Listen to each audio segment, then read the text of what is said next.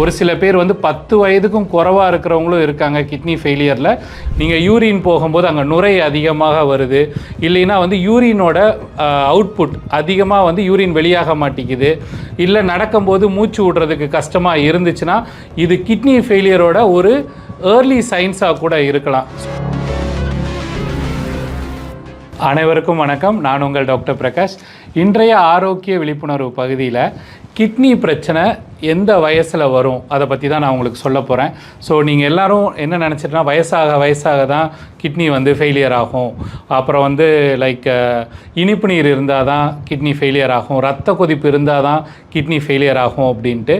இனிப்பு நீர் இருக்கிறதுக்கும் உங்களுக்கு ரத்த கொதிப்பு இருக்கிறதுக்கும் கிட்னி பாதிப்பு அப்படின்றது பெரிய வயதினர்களுக்கு அதிகமாக இருக்கும். ஆனால் வயது குறைவாக இருக்கிற குழந்தைகளுக்கு கூட கிட்னி பாதிப்பு இருக்கிறதுக்கு அதிக வாய்ப்பு இருக்குது. ஏன்னா நோய் எதிர்ப்பு சக்தி, அதாவது ஆட்டோ இம்யூன் டிசீஸ்ன்னு சொல்லுவாங்க, இந்த நோய் எதிர்ப்பு சக்தியோட பாதிப்புனால கூட இந்த கிட்னி ஃபெயிலியர் வரலாம். அது வந்து நெஃப்ரோட்டிக் சிண்ட்ரோம்னு சொல்லுவாங்க, குளோமலா நெஃப்ரைட்டிஸ்ன்னு சொல்லுவாங்க, இல்லைன்னா வந்து நெஃப்ரோட்டிக் ஸ்க்ளீரோசிஸ் சொல்லுவாங்க.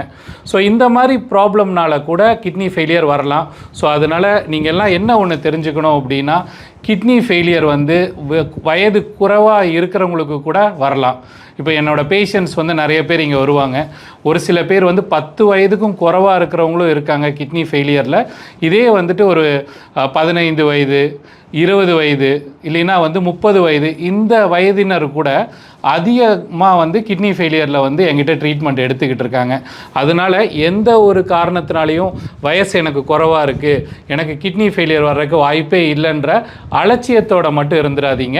உங்களுக்கு சப்போஸ் கால் வீக்கம் இருக்குது, நீங்கள் யூரின் போகும்போது அங்கே நுரை அதிகமாக வருது, இல்லைன்னா வந்து யூரினோட அவுட்புட் அதிகமாக வந்து யூரின் வெளியாக மாட்டேங்குது, இல்லை நடக்கும்போது மூச்சு விடுறதுக்கு கஷ்டமாக இருந்துச்சுன்னா இது கிட்னி ஃபெயிலியரோட ஒரு ஏர்லி சைன்ஸாக கூட இருக்கலாம். ஸோ அதனால் நீங்கள் செய்ய வேண்டிய ஒரு எளிமையான விஷயம் என்ன அப்படின்னா, ரத்தம் பரிசோதனை பண்ணுறது. அந்த பிளட் டெஸ்ட் மூலியமாக உங்களோட கிட்னி ப்ரொஃபைல், அதாவது கிட்னி வந்து எந்த அளவுக்கு வேலை செய்யுது, அதில் உள்ள யூரியா எவ்வளோ இருக்குது, கிரியாட்டினின் எவ்வளோ இருக்குது, EGFR, இது மூலியமாக தான் கிட்னி ஃபெயிலியரை வந்துட்டு தெரிஞ்சுக்க முடியும். இதை வந்து நீங்கள் பரிசோதனை செய்யுங்க. உங்களுக்கு தெரிஞ்ச டாக்டர்கிட்ட ஆலோசனை எடுக்கலாம். இல்லை ஏற்கனவே டாக்டர் வந்து உங்களுக்கு கிட்னி ஃபெயிலியர் இருக்குது அப்படின்னு சொல்லிட்டாங்கன்னா நீங்கள் எங்கள் ஆலோசனையை கூட நீங்கள் வந்து எங்களை காண்டாக்ட் பண்ணி எங்களோட ஆலோசனையை நீங்கள் பெறலாம். கீழே உள்ள நம்பருக்கு காண்டாக்ட் பண்ணி இதோட விவரங்கள் நீங்கள் அப்பாயின்மெண்ட் செஞ்சுட்டு என்னை வந்து நீங்கள் சந்திக்கலாம். நன்றி, வணக்கம்.